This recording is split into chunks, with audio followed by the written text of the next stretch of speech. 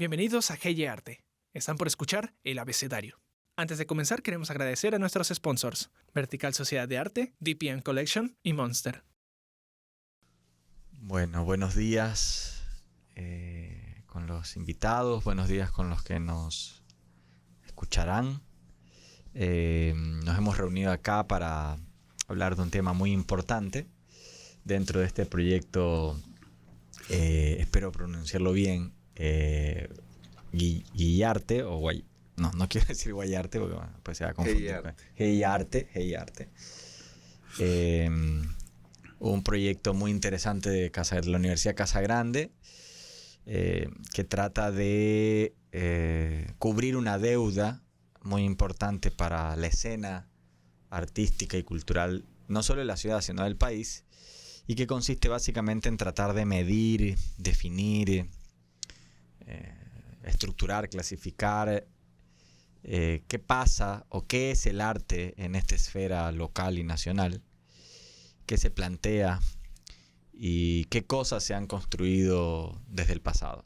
Específicamente sobre ese tema es desde donde vamos a partir en esta nueva reunión, de la que nos sentimos muy halagados por la invitación. Este tema es la formación artística en Guayaquil, ¿sí? Y bueno, desde ese sentido, desde ese lugar, es importante las personas que hoy nos acompañan, ¿no?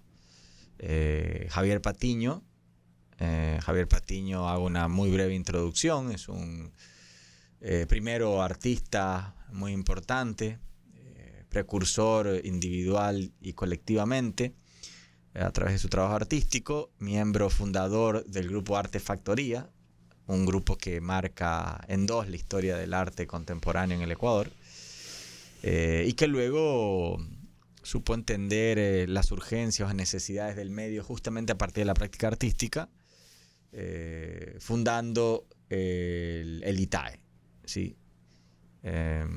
Y siendo hoy, por ejemplo, un docente de larga trayectoria y director de la carrera de artes visuales de la Universidad de las Artes.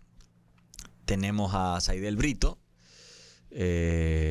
también primero un artista de origen cubano que estudió e hizo sus primeras experiencias en el arte en Cuba, luego llega al país, se integra al proyecto El ITAE. De hecho es uno de los fundadores de ese proyecto junto a Javier Patiño y otras personalidades, un artista con una sólida obra que ha tenido también muchos reconocimientos, entre los más importantes quizás sea la Bienal de Cuenca, entre otros, algunas exposiciones individuales dentro y fuera del país, y también obviamente un docente con larga trayectoria, un docente en arte con larga trayectoria, que hoy también forma parte de la Universidad de las Artes como docente.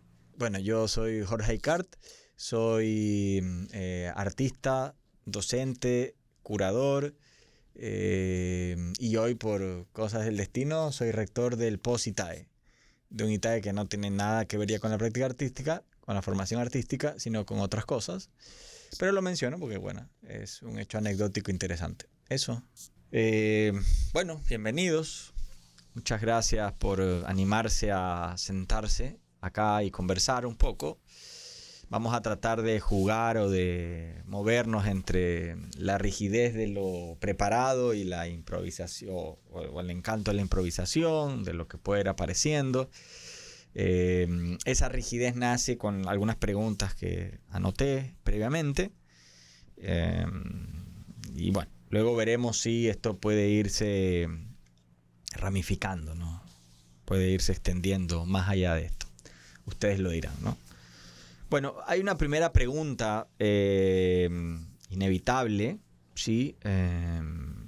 Que creo marca la pista de por qué se llegaron a hacer ciertas cosas desde este gran tema, la formación artística, desde este gran tema, la pedagogía en el arte. Y esa pregunta es un poco para contextualizar, ¿no? ¿Qué antecedentes había en la ciudad antes de la creación de el que podemos considerar, por lo menos en Guayaquil, el primer instituto de educación superior serio dedicado al arte, que es el ITAE, o que fue el ITAE por lo menos desde esa perspectiva? ¿Cuál era el escenario o cuál era el entorno de la escena artística en ese momento en Guayaquil, ¿no? O sea, ¿qué había antes de que se instaurara una escuela de artes en educación superior? ¿Qué había antes, no? Y se lo pregunto a Javier como guayaquileño de nacimiento, y Saidel como un guayaquileño adoptado, ¿no? Ya por nosotros. No sé, a ver, ¿quién quiere empezar? Gracias, Jorge, gracias a la universidad, gracias a este proyecto que le tengo mucho cariño. He trabajado de alguna forma siempre con él. Una cuestión afectiva muy personal me une con este proyecto. Sí. Bueno, nosotros como grupo en la Artefactoría y yo personalmente vengo de una primera educación que fue totalmente autodidacta, podemos decirlo de esa forma, autodidacta, pero sin ninguna herramienta como para poder hacer una investigación. Guayaquil de los 80 o de los 70, cuando entré a las Bellas Artes en el 77, era un Guayaquil totalmente diferente al que tenemos ahora.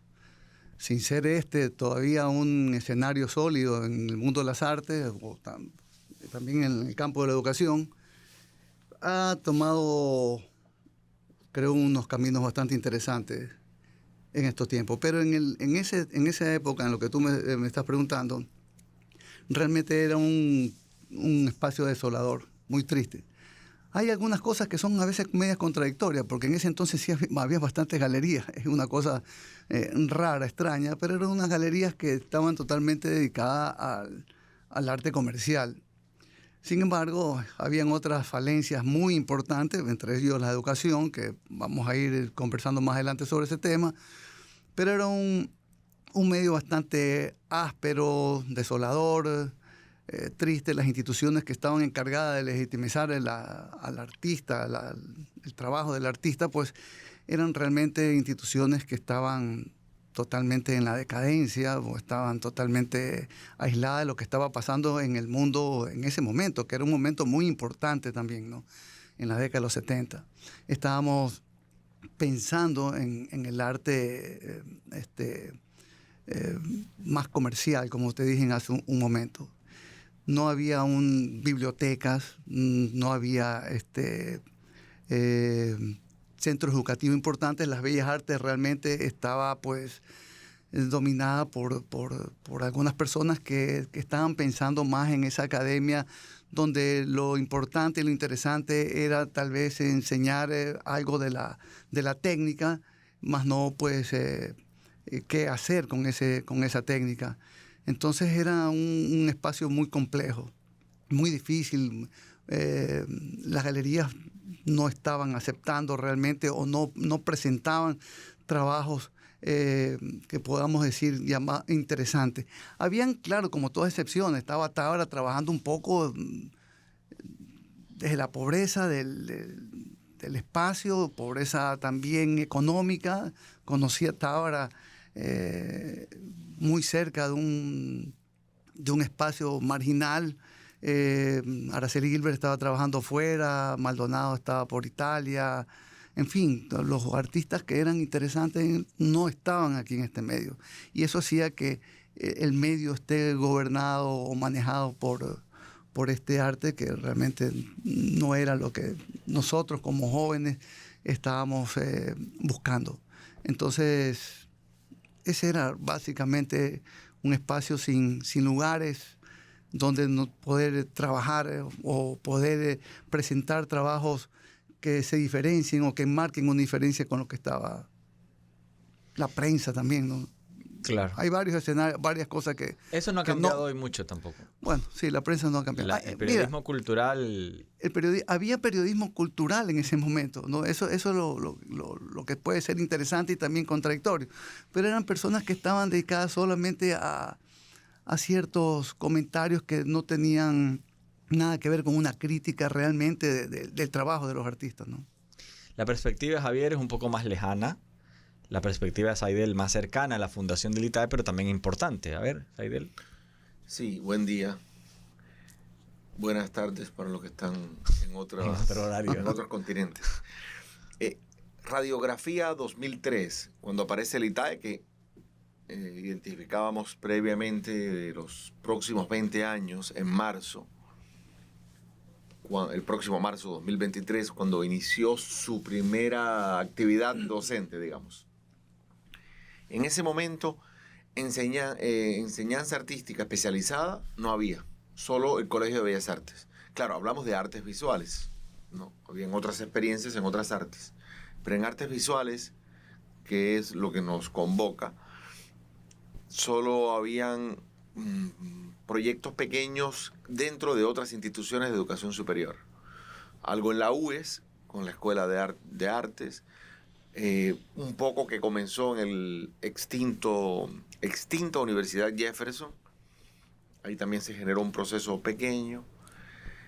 Luego algo hizo también, o inició la Universidad Católica, ya que en el momento en que el ITAE estaba funcionando. Pero no es solo en Guayaquil, es en toda la región costa había ausencia de enseñanza artística especializada a nivel superior. Y bueno, ese fue el primer reto, la primera tarea del ITAE, y que le dio además casi que una legitimidad de origen, porque ese vacío, esa ausencia, fue además un propósito de los propios artistas de revertir una desértica realidad en el campo de la formación artística, que es fundamental para cualquier contexto, para cualquier escena del arte. Los espacios formativos evidentemente son consustanciales al crecimiento, al éxito, al profesionalismo de esos contextos. Y ahí apareció el ITAE como un proyecto emergente dentro del propio espacio institucional del Banco Central y de la Dirección Cultural, con Freddy Olmedo en ese momento, en el instante en que se está construyendo el MAC, que se está ya activando la renombrada Plaza de Artes y Oficios en el antiguo centro cívico, en el centro cívico, luego rebautizado también con otros nombres. Y esa brecha fue la que este grupo de artistas aprovechamos, ¿no?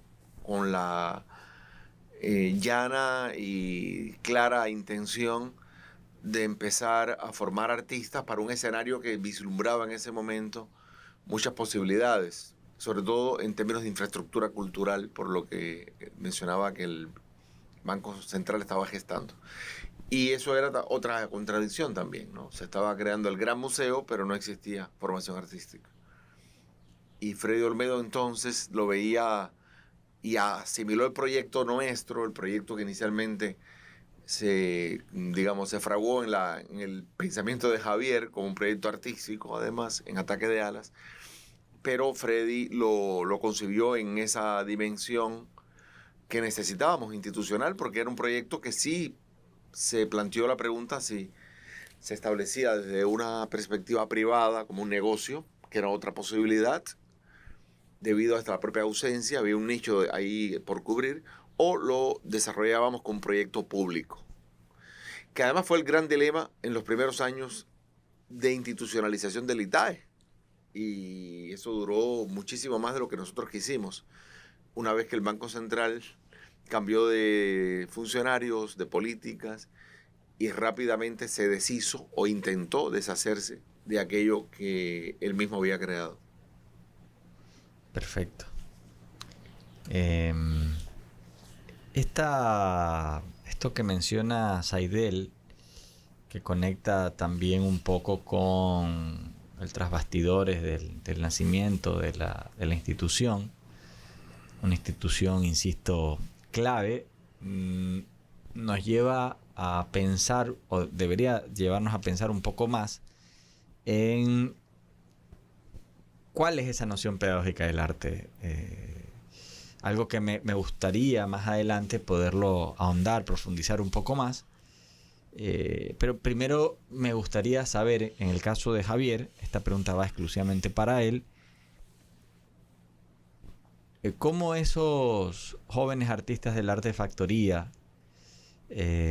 bajo la intuición de pretender quebrar ciertas estructuras o cánones del arte en la ciudad, pensaban la noción pedagógica del arte.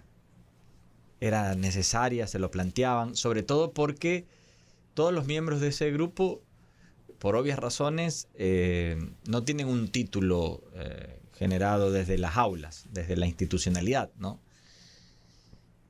¿En algún momento se plantearon eso? O sea, ese sueño o esa proyección de una institución dedicada a la educación superior en artes, ¿se la planteaba ya Arte Factoría como parte de esa, vamos a decirlo así, revolución o gran cambio que se exigía? O sea, ¿era importante en esas primeras sospechas, ¿no? o dudas en relación a lo que estaba funcionando, no estaba funcionando correctamente en la escena en ese momento, ¿no? Y bueno, nosotros como grupo realmente, honestamente, nunca nos planteamos una cuestión pedagógica en el momento que estábamos trabajando la Arte Factoría. Luego de este proceso de colectivo, cada uno tomó su camino, un buen tiempo, y cuando pasó fuimos convocados a Takeala, pues como dijo Seidel, fue una propuesta artística la que hice yo. Mucho tiempo después, igual, sí, de Arte Factoría. Así, ¿no? Es, mucho tiempo después. 20 años casi. Así es. Algunos habíamos tenido alguna experiencia académica en la SPOL, o sea, más o menos importante. Yo trabajé más de 12 años en la SPOL.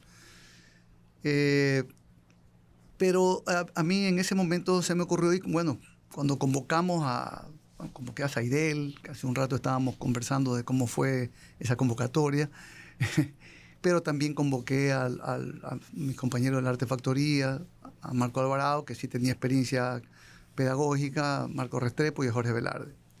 Pero fueron unas conversaciones bastante importantes porque Seidel venía también de una educación importante en Cuba, había sido profesor ya en Quito, en la Universidad Central, si no me equivoco, o sea, ya tenía experiencia académica como docente, había tenido que ya trabajar un sílabus, un proyecto, ya unos contenidos, unas materias, ¿no? Planificar, ya sabía lo que era estas herramientas y para qué servían. Pero en el caso de dos compañeros que no habían tenido experiencia, pero sí tenían conocimiento, ese conocimiento que te da el trabajo diario de tal vez cómo entrar a estas materias, sobre todo las disciplinares que ellos manejaban, al mundo de la academia.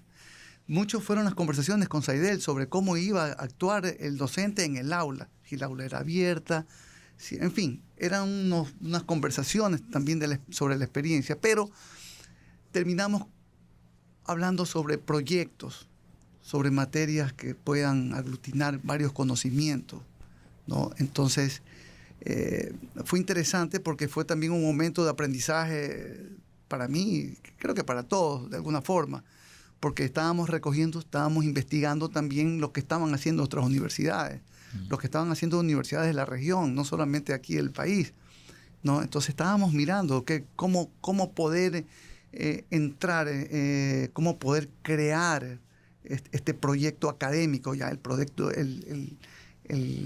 vamos a decir, el expediente del ITAE. Fue un proceso bastante largo, de bastante discusión, donde intervinieron muchas personas, donde los primeros momentos teníamos un proyecto de 50 páginas y terminó como un proyecto de 200 y pico de páginas. O sea, un expediente bastante sólido, ya con sílabus, con todo el proyecto que tenía que ser presentado en ese momento del CONESUB.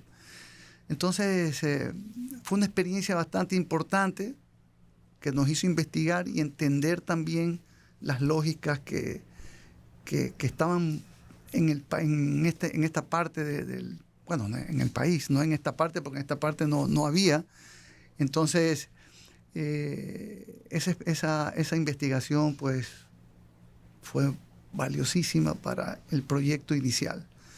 La participación de otros artistas, el conversar con gente de fuera sobre el proyecto fue también una experiencia que hubo un aporte fundamental para la creación del ITAE, para entender los procesos pedagógicos hoy en día.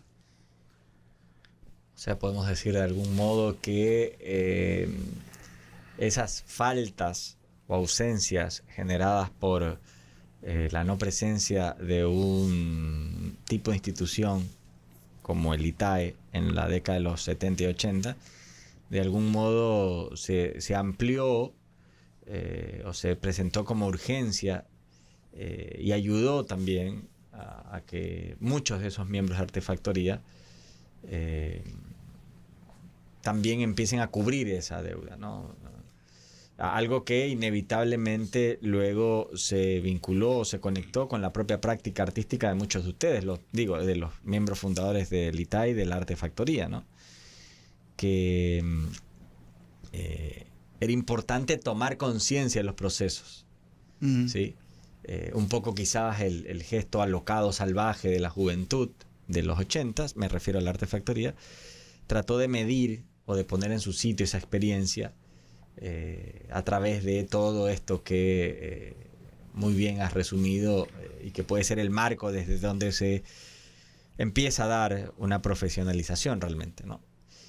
Para Saidel, pero sí me gustaría igual precisar algo al respecto, sí, porque esa lectura como que se ha establecido en el tiempo, la relación del ITAE con la Artefactoría. Y yo sí quiero matizar, porque y Juan Javier lo respondía antes de que cuando el grupo como movimiento artístico, creativo, funcionó, no pensó en la enseñanza artística como una tarea. Pero cuando nace el ITAE tampoco. O sea, el hecho de que algunos profesores de la Artefactoría se involucraron luego y estaban en el staff inicial, no formaron parte de la gestación. O sea, la gestación del ITAE no tuvo que ver con la Artefactoría. A pesar de que hubo 2 miembros de la Artefactoría, como puntualmente Alvarado y Javier, ¿no? Fuimos 6 personas las que trabajamos en la cristalización del proyecto del ITAE. Nosotros 3 como artistas que empezamos a desarrollar el proyecto, incluso, como dije, contratado por el propio Banco Central en un momento dado. Luego se suma Matilde Ampuero. Luego también se suma tangencialmente, colaborando con la parte de nuevos medios, Alfonso Luna. Y el apoyo teórico que nos dio Lupe Álvarez, que no estuvo contratada nunca, pero como trabajaba para el MAC, que era un proyecto común, formó parte del proyecto. Velarde y Restrepo no formaron parte del momento de cristalización. Se involucraron inmediatamente, porque yo creo que hubo 3 fortalezas en ese momento para el proyecto naciente, ¿no? Incluso algunos ex miembros de la Artefactoría fueron enemigos del proyecto, y lo fueron siempre, como Juan Castro y Velázquez. Entonces hay que matizarlo también ahí. Y bueno, otros como Flavio Álava ya no estaba en esta geografía desde hacía mucho tiempo y estuvo al margen totalmente. Pero sí, en efecto, uno de esos 3 puntales rebasa la Artefactoría.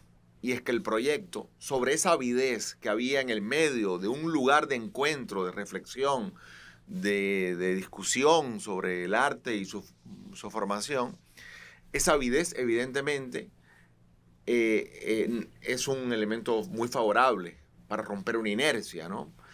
Y eso lleva, creo que es un elemento sustancial, los artistas e intelectuales, profesores que se sumaron al proyecto de manera generosa, porque no había dinero, se pagaba poquísimo.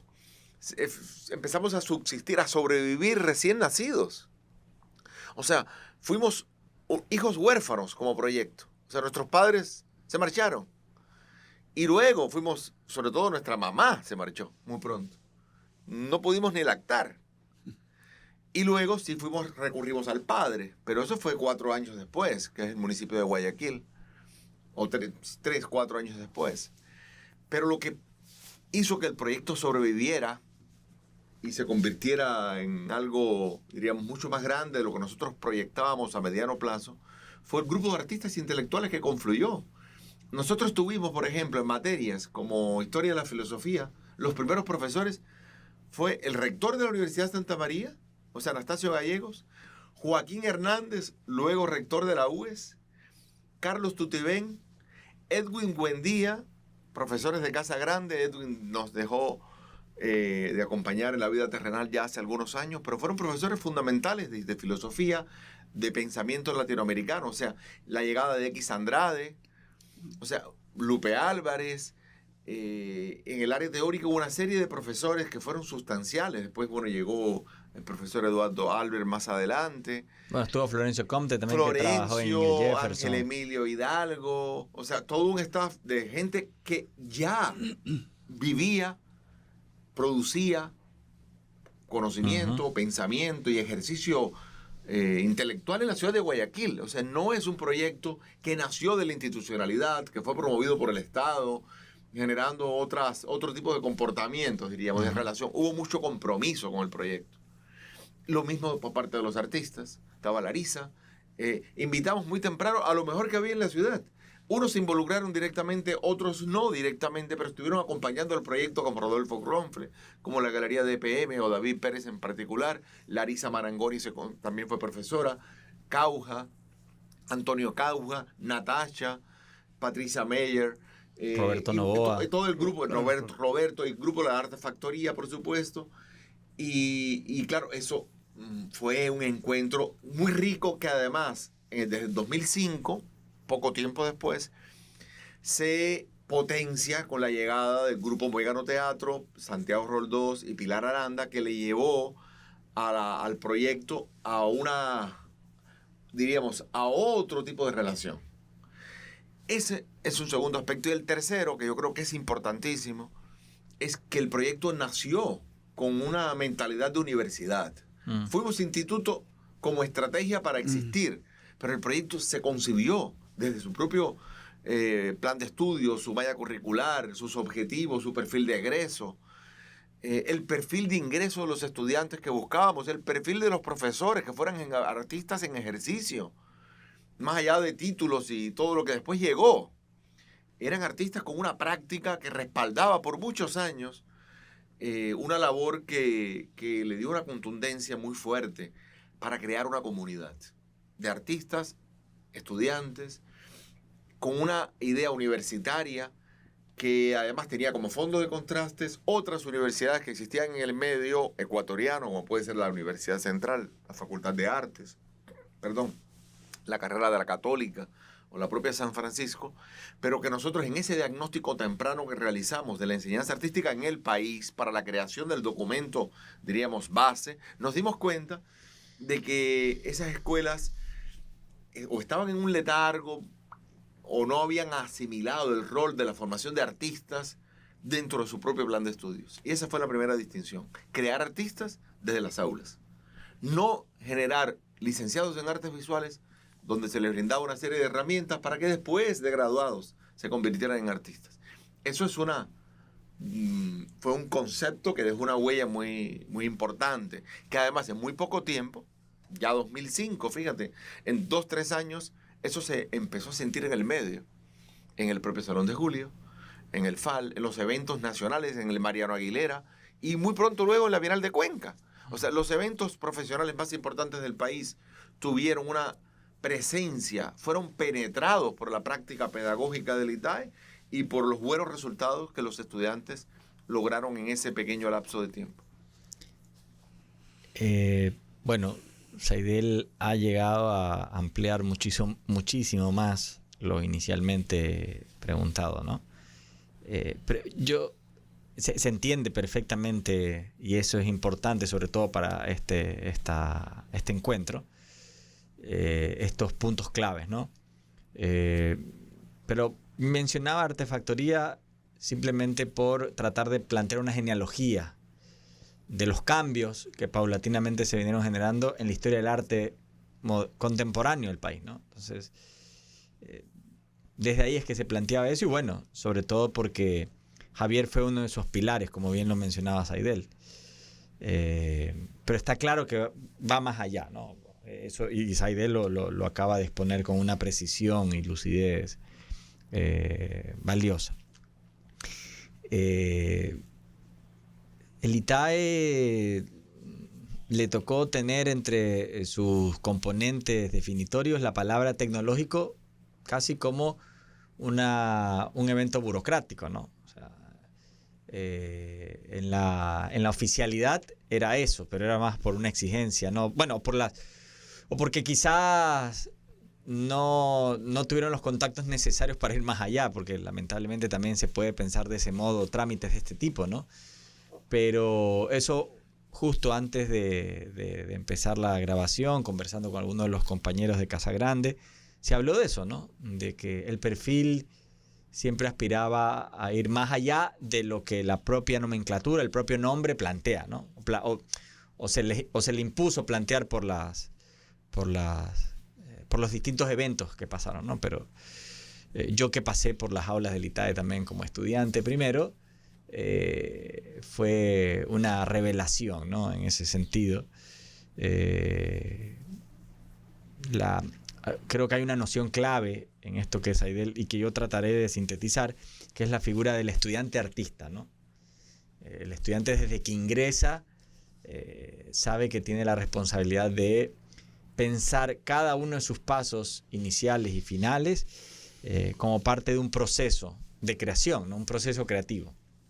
Y en ese sentido es interesante poderlo exponer, ¿no? En un encuentro de este tipo. Saidel habló del post, no del post-ITAE, porque esa palabra hoy sí tiene otro sentido, por algo que ya vamos a hablar más adelante, que es la Universidad de las Artes, pero los primeros resultados de los que hablaba Saidel, ¿no? Cuando la escena empieza a mutar, ¿no? Cuando se dan estos primeros resultados, me resulta interesante para esta conversación que Saidel resuma un poco la perspectiva de lo que él encontró cuando llegó. Me gustaría que sea, si es posible y necesario, incluso mordaz y muy crítico, para que resuma, sobre todo, qué había. ¿Y por qué le pregunto específicamente a Saidel eso? Porque a diferencia de Javier, Saidel venía de ser licenciado en artes, venía de una institución enorme como el ISA, el Instituto Superior de Arte de La Habana, que creo también sirve un poco como modelo, sobre todo si tenemos en el proyecto o en el esqueleto del proyecto no solo a Saidel, sino a Lupe, que venía de ser profesora también. Bueno, tú no fuiste profesora en el ISA, pero fuiste estudiante y graduado de ahí, y Lupe sí fue profesora. Fundadora, bueno, aparte. Y no solo eso, sino que venías pues de un país que ya había pasado por bienales importantes y por una larga lista de artistas y teóricos. O sea, ¿qué pasa con Saidel Brito cuando llega a Guayaquil? Y vamos a conectar esto con lo que Javier dijo a su momento. Javier dijo que en su época había muchas galerías, pero el enfoque no era el correcto, por lo menos para lo que lo contemporáneo necesitaba. ¿Qué es lo contemporáneo, no? Como se lo preguntaba a Gamben. ¿Puedes tratar de resumir eso? Repito, si trata de ser necesario, no te quiero imponer nada, pero siéntete libre, mordaz. Cuando llego a la ciudad. Cuando llegas a la ciudad, la escena artística. ¿Qué pasa? O sea, yo llego... Porque eso un poco conecta con la urgencia, la necesidad de que aparezca un proyecto como el ITAE enmarcado en la formación artística. Sí, yo llego 2001 y la ciudad que encuentro es una ciudad excitante. O sea, que estaba en un proceso de transformación urbanístico, en un gran museo en construcción, y en ese momento había una generación de artistas, que lo que hemos hablado ya, que estaban alrededor de ese proyecto, que estaban sumándose de distintas maneras, previo a ataque de alas incluso. Pero al mismo tiempo había una gran resistencia a esa transformación que se venía dando. De hecho, el ITAE estuvo atravesado por esa disputa. Uh-huh. Porque el ITAE, lo que hablábamos de la universidad, el ITAE nació y su primer plan de estudios, o su primer programa académico en el 2003 fue como parte de la Universidad de Guayaquil. Mira qué detalle, que también ya en el tiempo se olvida. En la primera feria de universidades que nosotros estuvimos en agosto del año 2002, el stand del ITAE decía arriba Universidad de Guayaquil. Era un proyecto adjunto al rectorado de la universidad. ¿Sí? Eso cambió al año siguiente. ¿Por qué razón? Porque las fuerzas que fueron vanguardia en los años 60, 70, la intelectualidad de izquierda, guayaquileña, en torno a la Casa de la Cultura, se había convertido ya en ese momento en una fuerza retardataria retrógrada, que quiso y que se enfrentó, fue el espacio que se enfrentó de manera directa a que este proyecto naciera en torno a la Facultad de Filosofía de la propia Universidad de Guayaquil y en torno a la Casa de la Cultura. Y las disputas que se dieron en el naciente MAC, años 2003-2004, también de alguna forma goteó en el nacimiento del ITAE. Entonces esa fue la disputa, era excitante porque era un espacio de mucha discusión, de mucha confrontación, de veedurías culturales que después se crearon, la propia dinámica del Banco Central, los cambios de dirección, y que después terminó con algo tan simple como la desaparición del área cultural del Banco Central y con el proyecto de la nueva Constitución de Montecristi. Entonces ahí había muchas expectativas que se fueron dando y el ITAE sorteó todo ese momento. Pero desde el punto de vista artístico y desde el punto de vista, digamos, de escena cultural, mi mirada cuando llego a la ciudad era muy estimulante porque había un espacio fundacional y eso lo aprovechamos. O sea, yo me sumé a los artistas que eran un poco mayor que yo, o son un poco mayor que yo, pero teníamos afinidad de criterios, de pensamiento, de conexión con lo contemporáneo, de una amplitud y un entendimiento del arte que rebasaba la noción tardomodernista que galopaba en la ciudad, y ahí hubo un encuentro natural, diríamos, ¿no? Entonces, fue algo que se dio sin propósitos previos, sino que fue... Con a Javier yo lo conocí incluso, ya lo conocía antes de venir a vivir a Guayaquil, en Quito en una ocasión.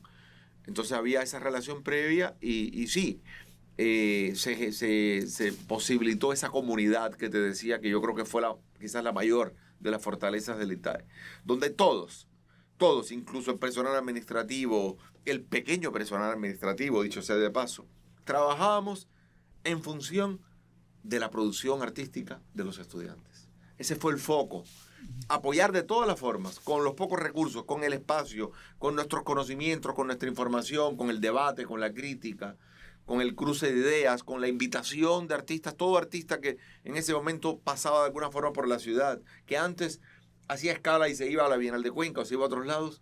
El ITAE fue un imán para un tanque de pensamiento y de reflexión sobre el arte que generó esos resultados, insisto, en un tiempo que a nosotros mismos nos sorprendió, porque no pensábamos que en tan poco tiempo, además, se sumó un grupo de jóvenes artistas, entre ellos ustedes, el grupo de La Limpia. Algunos ya tenían experiencia en formación artística, incluso en el sistema universitario. Entonces veníamos captamos, del Jefferson. claro, el ITAE captó a ex estudiantes de muchas universidades del medio que siempre quisieron ser artistas, pero no estaban pudieron, porque no había el espacio de la ESPOL, de la propia Universidad de Casa Grande, del Jefferson, de la Universidad de Guayaquil, y otros de instituciones de las ya mencionadas que tenían artes, pero tenía otro lugar el arte, otra manera de entender la formación artística. Entonces, claro, se sumó gente del medio extremadamente interesante.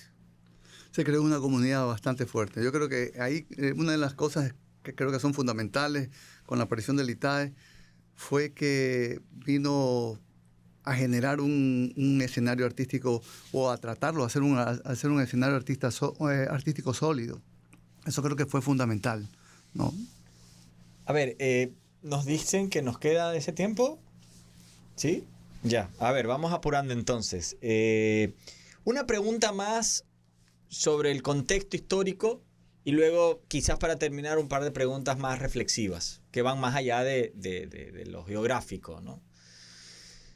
¿Qué representó para la formación artística en Guayaquil en general y particularmente para el ITAE? ¿Qué significó la aparición de la UARTE? Sobre todo porque escucho a Saidel, la Constitución de Montecristi, no, esta visión también mesiánica de refundar todo, ¿no? El ITAE se vio afectado por eso. ¿Cómo podemos considerar a la Universidad de las Artes? Hoy los tres, de hecho, estamos trabajando en esa universidad. ¿Cómo pensar la aparición de la UARTES? ¿Reemplaza o continúa el proceso que el ITAE inició?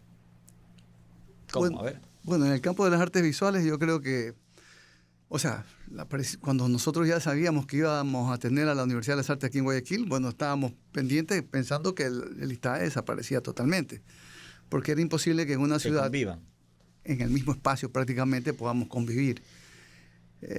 Nosotros estábamos planeando otras estrategias, otras posibles salidas, pero luego que cuando ya, y estuvimos trabajando en un momento paralelamente o sea, no paralelamente porque enseguida hubo esta inscripción que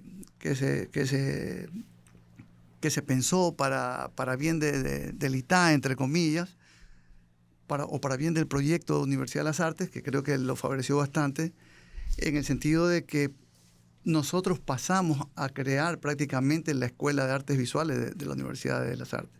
Cuando nosotros llegamos, no había la escuela, habían otros estudiantes que estaban inscritos en la Escuela de Artes Visuales, pero que estaban recibiendo sus clases por ese momento en otras facultades, o sea, como en un tronco común que se había hecho en ese momento.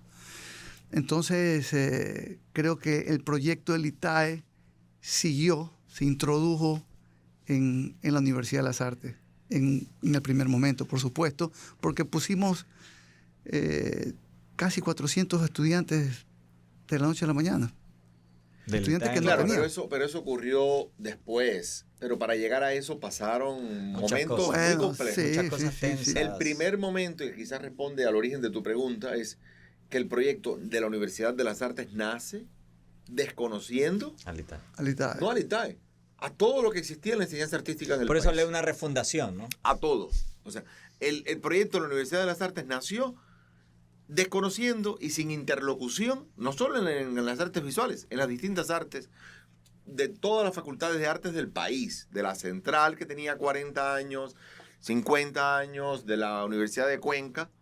O sea, el ITAE en ese escenario se complejiza mucho más, porque además si existía como institución ya pública, que eso se logró por las propias posicionamientos, luchas de sus estudiantes, de sus profesores, y estando ya como institución pública, aparece el proyecto de la universidad.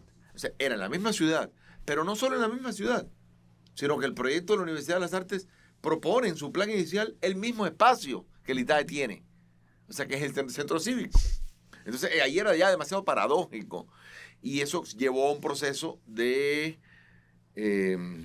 digamos, de presiones políticas, intentos de desaparecer la institución, de cerrar a la institución, porque además en el gobierno estaban presentes algunos de esas piezas De los que fueron que estuvieron vinculadas con la hostiles. vieja guardia que intentó, pero no lo logró desaparecer el ITAE en el 2004. Pero sin embargo, también en el mismo gobierno habían grandes aliados del ITAE. Entonces, al interior del propio gobierno teníamos Había una esa... fricción ahí.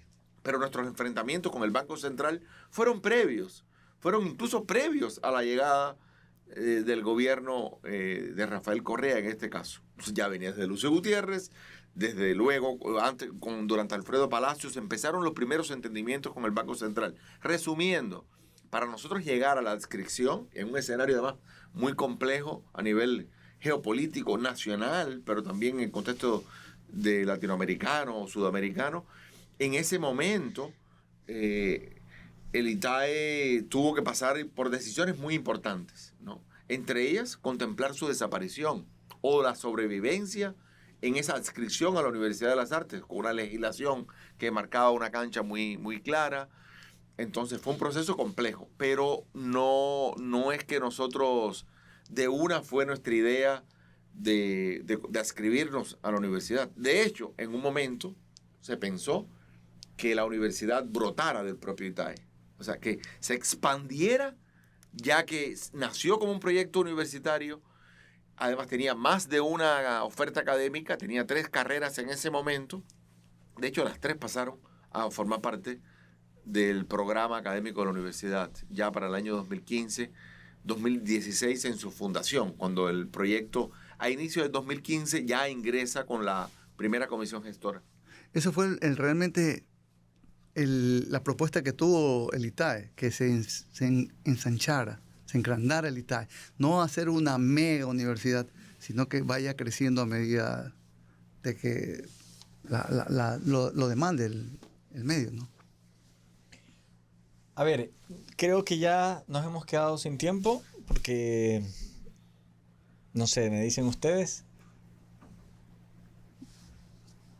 Sí, este es un tema, a ver, atropellar en pocos minutos este tema es una pena, porque muy aquí pasaron complicado. muchas cosas. Sí. Fue muy interesante cómo se fue dando las discusiones políticas, académicas a nivel del CES, con Ministerio de Cultura y Patrimonio.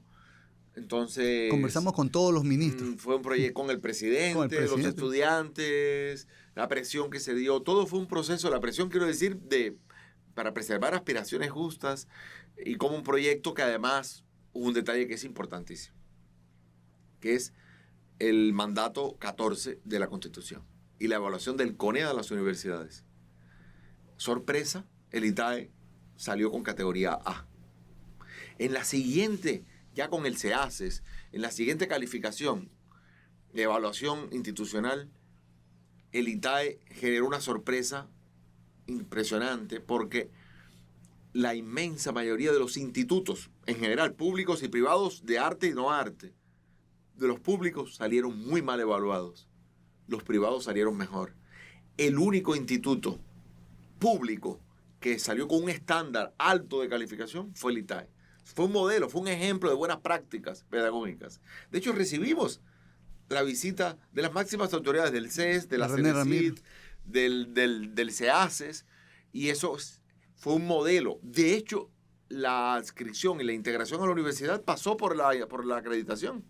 Si hubiésemos sido una institución de malas prácticas y resultados, sin proyectos docentes sólidos, sin proyectos incluso de investigación, que no lo exigía la evaluación de institutos, sino de universidades, el ITAE tenía programas, departamentos de investigación, un sólido proyecto y programas de vínculo con la comunidad. O sea, nosotros, en rigor, labramos desde nuestros propios méritos y de los estudiantes el derecho a sobrevivir y a existir. Tanto es así que cuando ya aparece la creación de las primeras escuelas de la Universidad de las Artes, ahí sí ya el ITAE participa. Y la Escuela de Artes Visuales en particular fue construida, su expediente académico, por los docentes del ITAE y ya de algunos docentes de la universidad que se habían integrado. De alguna forma el proyecto del ITAE quizás sobrevive en esa escuela, en la Escuela de Artes Visuales. La escuela de teatro, la carrera de teatro tuvo otra experiencia, la de producción de sonido y música también, pero yo creo que la huella institucional del ITAE le sobrevivió. En y la está carrera, presente en la carrera de artes visuales. Hoy en la carrera de artes visuales. Perfecto. Ahí está el espíritu del ITAE. Sí, es muy complejo, pero bueno, llegamos igual a una respuesta concreta para hablar del rastro del ITAE. Un rastro resistente quizás ahí, no sé. Bueno, vamos cerrando entonces con una última pregunta que quiere ir más allá, como conclusión también del escenario contextual, histórico. Esto necesita mucho más tiempo. Bueno, lamentablemente estamos limitados ahí a horarios que cumplir y bueno, eso está bien, así son las reglas. La formación artística se la define desde el aula formal, desde el aula con estudiantes y un patrón fijo o rígido que cumplir, o se la define desde el taller individual del artista, sabiendo que el artista no solo es el docente o el guía, sino también el estudiante, que era un poco la particularidad que planteaba el proyecto artístico del ITAE, el proyecto pedagógico artístico. Entonces, ¿cómo se define la formación artística? Desde esas dos opciones. Bueno, yo creo que nosotros siempre pensamos el aula como un espacio de reflexión, de producción y reflexión, ¿no? Pensamos ahí en la interacción del joven artista, que eso también para nosotros era importante, tener como no un estudiante común, sino un joven artista. Estábamos hablando entre pares. Eso también era una cuestión muy motivadora y también muy interesante porque este joven estaba más atento a estos procesos. Estaba entendiendo que el arte no era solamente sentarse a a producir, a pintar, sino que también había una cuestión muy importante sobre la investigación y la reflexión. Era un campo abierto, podríamos decir, el aula en el campo expandido, ¿verdad? Entonces, yo creo que eso fue también una cosa muy importante para lo que se tenía el medio. En el Ecuador, no en Guayaquil, muchas universidades, hoy me lo dicen, me lo confirman, muchas personas que están dirigiendo, o una específicamente, que vio la malla del ITAE y con esa malla hicieron su malla en la universidad, ¿no? Como un referente, como un modelo a seguir. Entonces yo creo que eso también marcó un antes y un después en la enseñanza artística en el país. No digo tal vez en la región, conozco algunos casos, pero el ITAE llegó a ser conocido en Colombia ampliamente. Cuando vino Lucas Opila me dijo a mí, por supuesto, yo quería venir porque tenía conocimiento de lo que estaba pasando aquí en Guayaquil con el ITAE. Entonces, de un artista que estaba inmerso en la academia, es un punto también importante a escucharlo, ¿no? ¿Saidel, algo que decir sobre eso? No, cerrar con una cita a Santiago Roldós, que siempre hago mención a ella porque creo que fue un ideario, una manera de entender ese compromiso y lo que fue un proyecto de esta naturaleza, lo que debe seguir siendo siempre, creo yo, la enseñanza artística para aquellos artistas que se comprometen con esa práctica. Y es que el proyecto lo que intentó fue, o nosotros intentamos fue, formar a nuestros enterradores. Y eso ha ocurrido. Claro. Eso sigue ocurriendo. Hoy nuestros trabajos dialogan, están en franca competencia, en sana competencia con esos exalumnos, ex estudiantes, artistas con una trayectoria y con una producción súper interesante que hace en que este rato Guayaquil viva un hervidero, un espacio de creación y de producción artística quizás como nunca antes en la historia. O sea, tantos artistas, tan buenos artistas produciendo en un mismo sitio y al mismo tiempo. Y eso es obra también de ese proyecto, de esa intención, de esa clara preocupación de los artistas que, carentes de una enseñanza universitaria, se volcaron al desafío de gestar eso como una manera de que nuestro propio trabajo pudiera en el tiempo circular, existir y conversar con una escena sólida. Esa escena sólida hoy existe. Es muy interesante para ir cerrando como una anotación final lo que Saidel y Javier han mencionado, ¿no? Ante la falta de compromiso quizás o del trabajo necesario por hacer del sector privado y del sector público, es interesante cómo desde el aula, como desde la clase, desde el taller, de forma, y eso es lo que entendemos también ante las respuestas de los presentes hoy acá, la flexibilidad o la dinámica, la capacidad de contaminación, de dialogar entre lo formal y lo informal, de la práctica, de la pedagogía artística, es lo que ha hecho de algún modo que hoy la escena artística de la ciudad funcione, no por las obligaciones que el sector privado y público deberían de generar, sino por esas propias iniciativas generadas desde la reflexión. Una reflexión que terminó no siendo únicamente delimitada por el texto escrito convencional, sino entendiendo que hay otras formas de reflexión a través de la propia práctica, ¿no? Y es desde allí donde hoy la escena no es un desierto. Es un desierto la obligación institucional que no se cumple desde lo privado y lo público. Soy redundante en eso, pero creo que es importante mencionarlo. Y es allí donde podemos rescatar el mayor aprendizaje, la formación artística, la pedagogía en artes en la ciudad, a través de la experiencia de los compañeros aquí presentes y de los demás que no nos acompañan hoy, son los que han hecho posible que podamos hoy hablar de una escena artística activa, como muy bien Saidel lo resumía. Eso forma parte también de lo que pasa dentro del arte como educación, como proceso educativo, quiero decir. eso, ¿no? Me parece que es importante como tratar de resumir o interpretar un poco lo que ustedes han dicho, que lo han dicho de forma muy clara, y quizás lo que yo estoy diciendo es, nada, pura redundancia. Muchas gracias por asistir, muchas gracias a Casagrande por invitarnos. Nada, muy, muy importante este espacio de conversación. ¿Sí? Listo. Gracias. Vertical Sociedad de Arte es una plataforma de servicios profesionales enfocados en el mundo del arte. En Vertical queremos aportar formalidad y profesionalismo a la escena, asesorando a artistas, coleccionistas, curadores, gestores y galeristas en asuntos legales, tributarios, financieros, contables, propiedad intelectual, entre otros.